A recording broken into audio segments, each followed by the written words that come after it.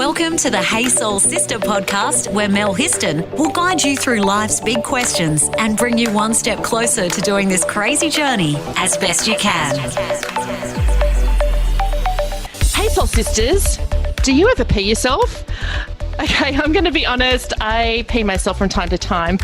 When I do star jumps at the gym, when I jump on a trampoline, pretty much every time I cough or sneeze. I had a bad cold a few weeks ago, so I pee myself multiple times a day.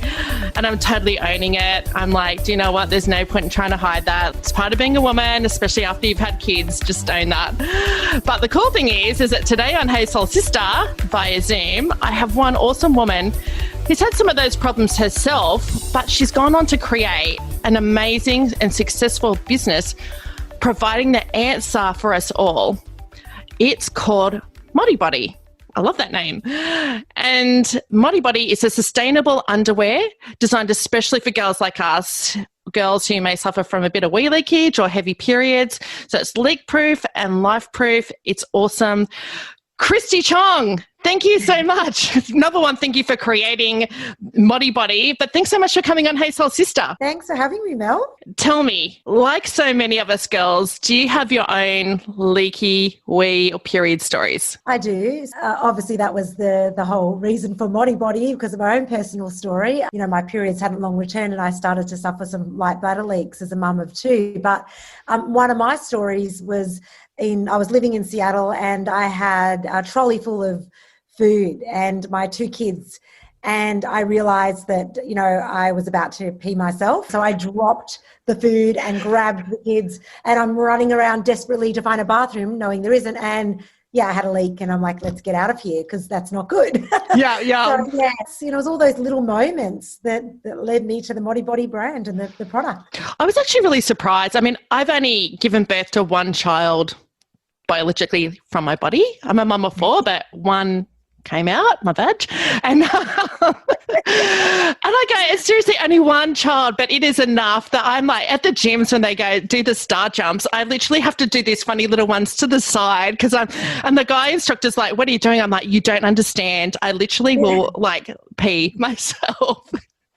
It's so hard. You're right, that no one really tells you how much impact it has on your body, having a baby. It's so, on so many levels, mental and physical. Oh, absolutely. And do you know what? On Hey Soul Sister last year, I had a young physiotherapist, and her core business is actually helping women with their vaginas who have prolapses or have the leakage. So it is such a common problem. Yeah. So I love that you've done something about it, and, you know, that we can talk about it so that women don't feel ashamed and that they know they're not alone.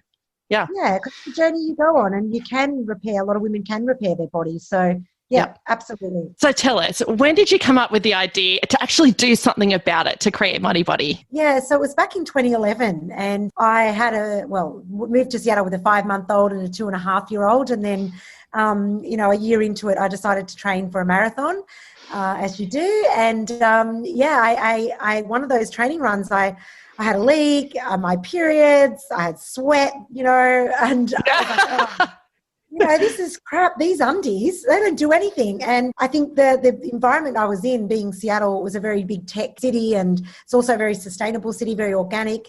And yeah, I just thought I've got to do something about this. I've got to create something better for women. One that I felt more dignified, like I would make me feel better about myself from being more stylish and comfortable, but actually one that was better for the environment. So yeah, that's when it all came about. And, you know, a couple of years later, I launched it into the market. So what was the very first step, like the very first thing that you did?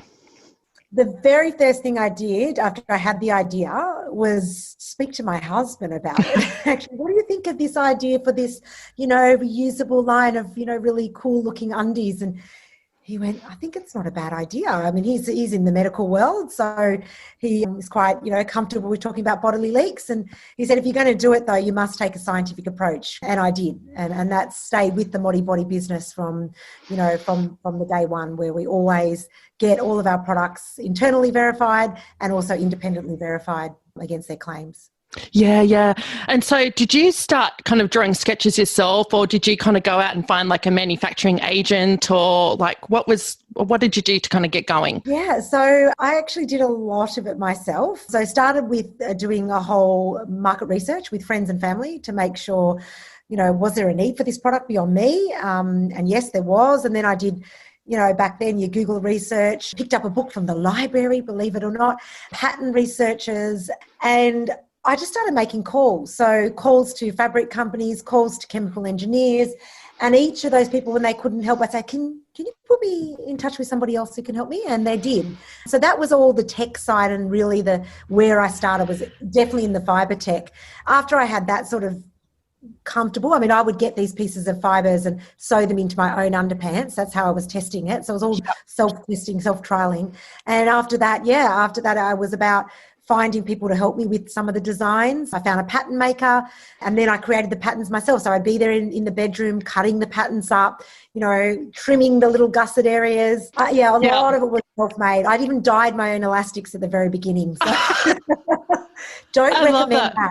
Don't recommend it. Yeah. Do you know what I love though? So 5.5 years ago, I founded a charity called Got Your Back, Sista. And so we help women and children who've escaped domestic violence. And I started from home, and I started that first year pretty much doing everything myself. And I love it when you do things from the ground up like that. You really you learn so much about yourself. You get a really good appreciation for the process. And I think it sets you in good stead for, growing and learning as you grow your organisation. Absolutely agree. I feel so happy I did it that way. And I'm also quite happy that we did it. We obviously took money off our mortgage at the time to finance, some of the stuff that we needed to get the business off the ground, the photography, the website, the stock. Produce the stock, and I'm glad that I didn't take on additional funding as well, because it really gave you appreciation for the money you were spending and how to spend it more wisely. And I think we've carried that through our business now. So and it gives you good control then, like it's your baby. Yes, absolutely, it is. Yeah, I look. We could have probably grown quicker. You can do it other ways. You could grow quicker, but for me, this was right, especially being my first, business venture. Want to save your soul? Review us on Apple Podcast. Now tell us, how does it work? Like the material, the gussets, how does that all work? Very simply. So any moisture, periods, pee, discharge, sweat, breast milk, whatever garment you're wearing, it basically lands on the top layer. It's quickly wicked through. So with our garment, you stay very dry. To an absorbent middle layer, it's totally antimicrobial, so it kills any odour. And then you've got a waterproof barrier that prevents it going through to your clothes. So it locks the fluid the way for the time it has to be. Once it goes into the wash, the amazing thing is it releases that, and then you can dry them, hang to dry and wear again. And, you've got a couple of good years use out of them. I love it. Do you know what? I was at a cafe, I think about 18 months ago, and I was sitting there and I had a tampon in and my period totally leaked through. And when I got up to leave the cafe, oh my God, I had the big bloody stain between my legs. Oh my God, I was so embarrassed. I was like a handbag in the front of my crotch, and I got my jacket and tied it around my waist. And I was like, I'm like going, oh my God, in my 40s, I'm still dealing with like leaky tampons and that sort of thing. And I love that I've heard about ModiBodi. And you know what's funny? I was talking to my girlfriend the other day. She's got a 14-year-old daughter who has polycystic ovaries. So she's got quite heavy periods. And I said, oh, actually, I've got Kristy Chong. She's coming on. Hey, Soul Sister. Really looking forward to meeting her and chatting with her. She created ModiBodi. And she goes, oh, yeah, that's what Jess uses. Oh, and that's so lucky. Yeah, she's a 14-year-old girl. Yeah. It is. We do have a big customer base in the tween and teen market. It's not just, there's a sustainability aspect. Obviously, by switching to ModiBodi, it reduces, every pad has 5 plastic pads in it and takes 500 years to biodegrade. And if you use ModiBodi and switch, you reduce carbon emissions by 70%. So there's the sustainability aspect. But beyond that, I talk about the fact they make you feel more dignified, and especially for that young girl, simple to use, so simple. She's not messing around with wings and insertions, and then obviously post having babies, there's a lot of pain for some women, so you can use our products. So many times endometriosis, women with disabilities, autism, Down syndrome, it's giving them what our mission at ModiBodi is: freedom for everyone. I love it. And I really hope that women who listen to this, yeah, do you know what, getting a bit frank, talking about periods and pee and that sort of thing. But I go, that's part of life and being a woman. And I go, I love that you have found that solution. So girls, go and look up ModiBodi if you don't know about it already. Check it out. So Kristy, you're now an international brand. Was that what you set out to achieve? Like when you were setting up ModiBodi and you're at home and you're looking at fabrics and speaking to different people about patterns and things, were you thinking like global domination then, or were you just kind of like each day at a time? Definitely each day at a time. At the very beginning, it was simply an idea that I couldn't let go of. And, I sort of became quite obsessed with finding the solution to this problem that I was having, and for the friends and family that I felt needed it. And that's all it was. It was probably not until, in all honesty, 2 years in, when I realised that I would really, this was going to be something, and I couldn't keep running this business on a small scale. I had to think big. I had to think global now. And so that's when I took on an angel investor to help get some money through the door to buy stock and, get my first employee as well. Yeah, I totally changed as the journey went along, and customers kept telling me they love it. That's what made me change. Yeah, awesome. I tell you what, you just touched on something, getting your first employee. I remember it got you back, Sista, getting our first employee. It was the scariest thing ever. Yes. That interview process, I went through about 4 interviews with and that employee, I had some casuals, but the main employee, my full-time employee, she's been with me and she still is. So it's nice to know. Yeah, absolutely. And I think you're right, because I remember feeling that was such a massive leap, because I'd had a couple of like contract assistants kind of help out a few hours a week, but it was like, no, actually it's time for an employee. And same, it's like, it feels like such a big leap, but it was the best decision that I ever made. And it was like, so funny. It's like that's when you go the next step as well.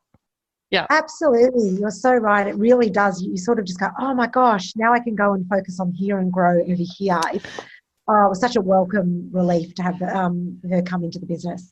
Did you have any problems letting go? Because I know I certainly have had that, like in terms of like, but I used to do that. Okay, now I've got to hand that to you to do. You know what I mean? It's like that whole letting go and trusting somebody else can do it. Yeah, I find it goes through a process with me. They've got to earn their worth as well. Yeah, I don't have a problem with letting go. I just need to make sure that person's the right person that I'm handing it over to. I don't think I'd be here if I did have too much of a problem with letting go.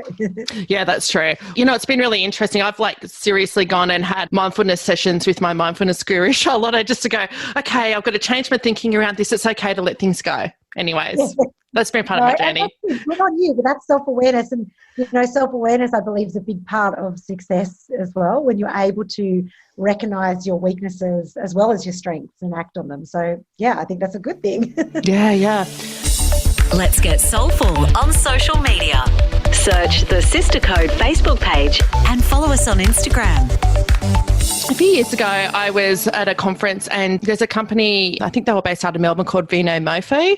So have you heard of those guys? Yes. One of the founders was talking and he was telling the story about creating Mofo, and, he went into quite a lot of detail, and he said that they were just kind of getting off the ground, and competitors, and like big competitors, really started to mess with them and contacted their suppliers and things, and got really quite unscrupulous in terms of, underhanded competitiveness. And, and I love that they were really frank about that, because not everything is always smooth sailing, and again, that's how we learn and grow, is that we go, okay, well, this was a really challenging time. How do we get through that? Have you come up against any of that, like aggressive competitors or any challenges that, have kind of maybe set you back a bit, but you've been able to overcome?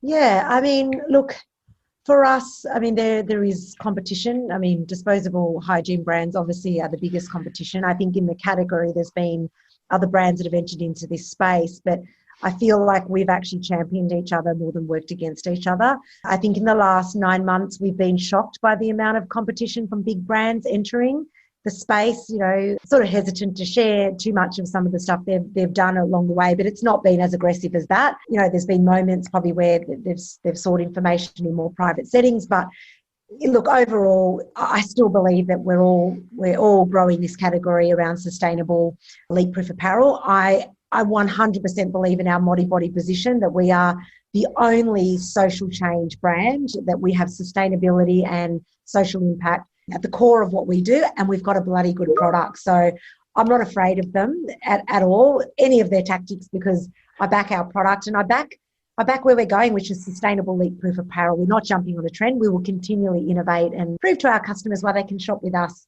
A little bit of competition is that it's not a bad thing. The only thing that I would like to be removed, because you invest a lot of money in marketing as a brand, and I really dislike that Google allows other brands to bid on your brand term.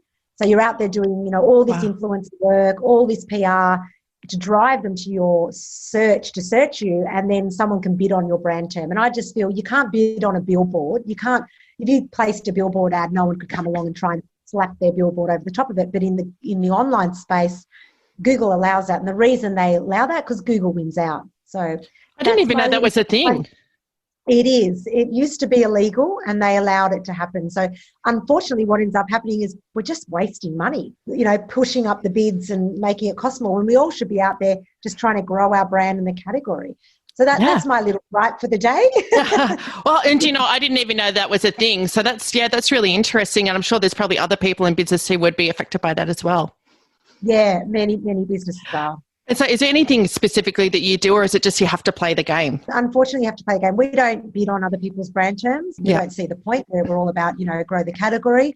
I don't see the point in stealing from this category when it's still so new. I think go and steal from the big disposable hygiene. So that's my view on it. But again, we just are very nimble. That's why we have many markets we play in. We have a very diversified marketing strategy to sort of counteract that, so we're not spending all our money on Google. So now you're in, was it 62 countries? Yes. So which was your like first couple of international countries? Well, the UK was we sort of were global almost from 2018, but the UK definitely was the first furore to opening up our own 3PL and a dedicated website with a dedicated marketing strategy. So that is now driving, so UK and Europe is now driving 55% of our revenue. So we are definitely very global now. Yeah, so Australia is not as big as it used to be. And France is the second biggest market for us as well. Wow. Good on you. That is so cool. Now, I'm just double checking. You're living in Australia now? Yes. You still live in Seattle? Okay. Yes. No, I'm in Sydney, in Australia. Yep. So did you head over there to make that all happen? No, I didn't. I've actually never set foot there to make any of that happen. And, even setting up our manufacturing in China, I only been there twice. So, I'm a true, example of that you can grow a global business and run the operations from Australia. And do you know what? During these crazy COVID times, it's all kind of Zoom and phone and that anyway, isn't it? Exactly. And, I've gone through a lot of recommendations. So the 3PL, it came through a recommendation through another online business. And then, I found an accountant through a friend, and, in the UK to help me out and get everything set up. I mean, you don't always do things correctly at the start, but I'm a big believer that you work some of those foundational things out along the way. You just keep selling and growing. That's what you need to do. And the rest will catch up with you. So. That's true. And I a few years ago, actually, it's about probably 8 years ago now, I went to a conference over in LA with an entrepreneurial, self-made billionaire, Anne McKevitt. And she's amazing. She lives in Sydney and we travelled to LA to go see her speak, a girlfriend and I. Anyway, she was talking, I think I actually put my hand up and asked a question like in the room, which can be really confronting when you're in a conference. I said something about, like the fear of failure. That can be really crippling. And she said, do you know what? She goes, I just seek perfection 3% of the time. She's like, I'm just like, go for it, tweak and grow, tweak and just like course correct all the time. But she said, you just need to keep going. And that has really stuck with me going, okay, do you know what? Sometimes you don't have to get it perfect right away, but you can, like you were saying, you can tweak and course correct as you go. Yeah, absolutely. Otherwise you just get that analysis paralysis. That's what I call it. Because, which way do I do? Just move. I think, I'm always about 80% there and we're off again. Obviously now as the business gets bigger, we need to put a little bit more rigor in place and I believe it's there. But, especially in those early days, you just got to keep on moving. Yeah, absolutely. Want to fill your soul with more? Go to thesisterco.com. Okay, so now that you've got this amazing brand, this amazing business, ModiBodi, you're using it as a platform of sorts to have frank and real conversations about periods. And It's only just recently, it's funny, like a few weeks ago, I had somebody send me an email to say, could they come and have a conversation with me about period poverty, because they wanted to hold a fundraiser, around period poverty and fundraising for period products, menstrual products for women. And it's funny, that was the first time I'd heard that term. And then when I found out you were coming on Hey Soul Sister, and I started, looking at you, I'm like, oh my goodness, that's the thing that you are passionate about as well. And you've created your program, Give a Pair. So tell us all about that. Yeah, so we do have our Give a Pair program, because basically in Australia alone, there's 3 million people who live below the poverty line, which is quite shocking when you think about that. And, a great deal of them are women and young girls. And they're actually using all these makeshift products like newspapers, dirty rags, even used pads, that they're keeping for too long, wearing for too long. It's not good enough. And why are they doing that? Because they're choosing food over period products. And so for us, we know that there's organisations out there donating disposable products, but it's such an anxiety then. They've got this product for 1 month. What do they do the next month? The anxiety around that is horrible. So I felt we've got a great product. What can we do to help? And so we work with our customers who make donations on site. You can, just 50 cents, $1 if you want to contribute, and then we contribute. So this year alone, we're going to donate 100,000 pairs of undies to 20,000 young girls or women in need to get this product into their hand. And, that'll set them up and they don't have to think about their periods for the next couple of years. And that's something we're continually growing. And for us, it's about the measured impact. So we're not just giving this product away. We actually are following up and reviewing how it has impacted their life. That's so important to me. Everything we do at ModiBodi, I go back to that science. I want to make sure it works, or it changes, or it has the impact, or it has the validity, because it comes back to that authentic brand that we are. Being transparent. I think it's just my own, belief system that I apply to the brand. Well, and I love that. And I go, to me, that fills your soul, giving back and helping others, especially when you've reached a level of doing well, that's the soulfulness, that's the joy in life, is actually being able to give back and help others. Really is. And, groups like Share the Dignity, Plan International, Mission Australia, we're so thankful because they have the resources on the ground to help us distribute these products. So it's great. Well, we should have a chat offline to see how we could help with Got You Back Sister in terms of the women that we help. Because many of the women, actually the majority of the women who come through Got You Back Sister are living on or below the poverty line because of the domestic violence they've experienced. So we should definitely have a chat about that offline. Yes, let's do that. We absolutely have that commitment. It's right up at our senior leadership team, the whole sustainability and social impact. So it filters all that organisation, including from me. We'd love to help. Thank you. I love it. I love it. Okay. How has ModiBodi changed your life? That's a very good question. I don't get asked that question very often. So I suppose personally, I actually enjoy work.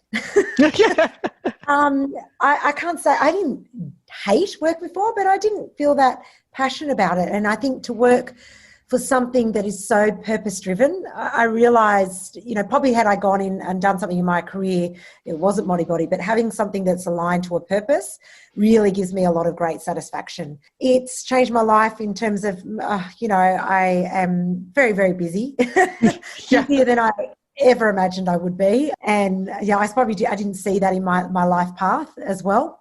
I've sort of recognised things about myself that I didn't know about myself, that I'm really a good problem solver and activator. I've always thought myself as competitive, but what I've realised, I'm not so competitive about me as an individual. So I don't care about the self-promotion so much. I'm actually really competitive about building teams and the cohesiveness in my team moving projects forward. I actually get a lot of joy out of that.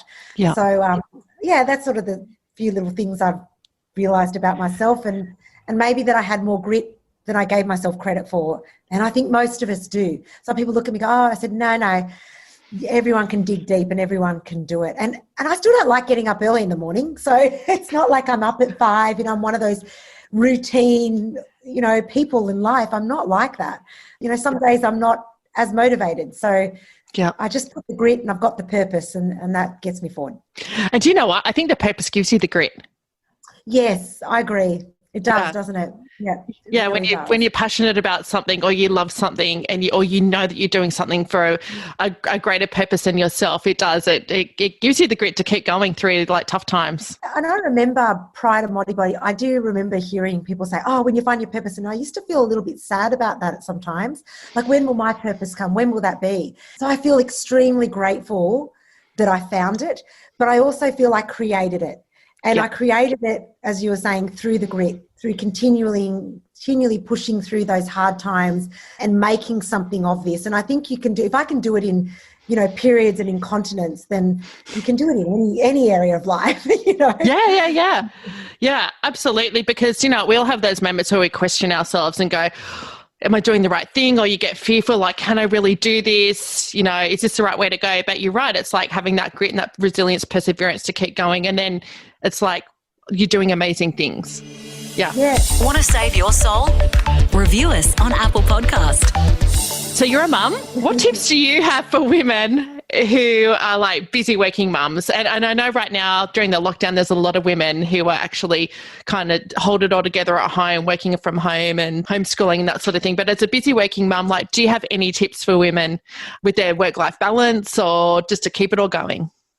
Yeah, look, it's really, I as you said, especially during this time, because women still take the load of homeschooling, which is, partly out of nurture and nature who we are, and partly just because society hasn't quite moved forward and still value men in the workforce over women. But yeah, my tips are, just carve out a little bit of time for yourself. So I go for, a couple of runs, maybe not every week, but, I try most weeks to do it. But I'm not too hard on myself if I don't do it either. So I don't have unreasonable expectations. I just set a little bit of a goal for what I want from my own personal space and my own personal time. But yeah, be gentle and kinder on yourself if you don't quite hit that, but still have a little bit of a goal. Yeah. Do you have any other little self-care tips or self-nurture things that you do for yourself besides running and... Yeah, I mean, I do my Pilates, breathing. I'm a big believer in just deep breathing. I practice those sort of 5 mindful tips where things are getting too stressful, where you need to center yourself again, where there's 5 things around you, 5 things you hear, 5 things you feel. I find that's a really good tool and technique to just center yourself again if you're feeling stressed out. I haven't heard of that one. So I haven't heard of that. So it's 5 things you see around you, 5 things you can hear, and 5 things you can feel. And then what you do is you build down. So you go 4, 3, 2, 1, and then you actually feel very centered and the stress dissipates. Because you're like in the present moment again. Exactly. And you're feeling like your body sitting on the chair or your hair on your neck, and it's all those little. So that's one that I use as a tool. I don't practice meditation, unfortunately, but I do get a lot of joy out of Pilates, and when I can do that once a week and a couple of runs. Yeah. Okay. So big question. What's your vision for the future for ModiBodi and yourself? Well, at ModiBodi, it's just about having limitless positive impact. So we're going to continually design sustainable leak-proof apparel that caters to all bodies. And that's what we're doing. I think this is a legacy brand. That's what I want it to be. So when I'm not here, ModiBodi will still be here. I love that, a legacy brand. Yeah. And what about yourself? Do you have any goals or anything now, vision for yourself in the future? Yeah, I've probably got to come to terms with that at some stage, Mel. I think it's a really good question. I'm still very much committed to ModiBodi, and I think I will be for the next few years, but I don't think I'll do this forever. I know there's another path for me, and I'm open to it. I'm very open, but haven't quite worked that out yet. Yeah. Can't crystal ball that one yet. Can't give it the headspace. Yeah.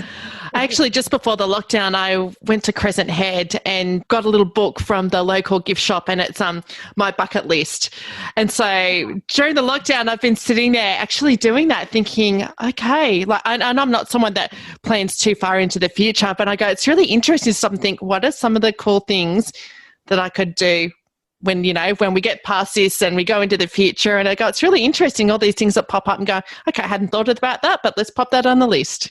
Yeah, that's a really good idea. I think a bucket list is definitely important. In our house, we also do these sort of yearly personal work and family goals. So my husband does one and I do one. I was very, very... I didn't want to do it at the start. I must admit, I was like, let's not into that future planning stuff. But I've come around and I really recommend it now. It really gets you to just settle in and actually just look at what at least the next year is going to be like. And then when you get to the end of the year, you look back and you go, did I do what I said I'd do? So, yeah, that keeps you a little grounded as well.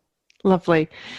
Okay, my friend. So how can people find ModiBodi and find you? You can find ModiBodi at modibodi.com, ModiBodi.com. Or you can follow us on all our social channels. I don't think there's one we're not on. We love social media. Yeah. And I mean, I'm on LinkedIn, so, you know, you're most welcome to connect with me. I just sent you a little request before.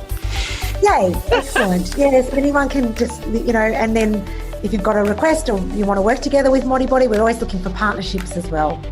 Perfect. Well, thank you so much. I know you're a super busy lady and I really appreciate that you've given up your time during the lockdown to have a chat with me and share your story with all the soul sisters out there. Thanks for listening to Hey Soul Sister with Mel Histon. What would help you on your crazy life journey? Email Melissa at thesistercode.com.